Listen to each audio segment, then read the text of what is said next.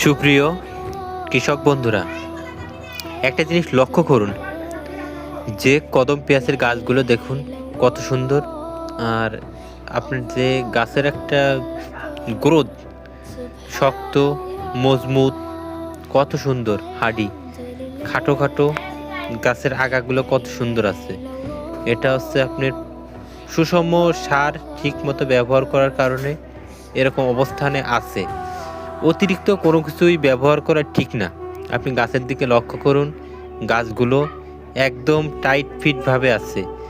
এইভাবে যদি আপনি সার ব্যবস্থাপনা করেন তাহলে আপনার কদম বা অন্য যে কোনো পেঁয়াজ সব কিছুই খুব সুন্দরভাবে থাকবে, সুস্থভাবে থাকবে। অতিরিক্ত সার ব্যবহার করলে আপনার গাছের রোগ জীবাণুতে আক্রমণ করতে পারে। ধন্যবাদ সবাইকে।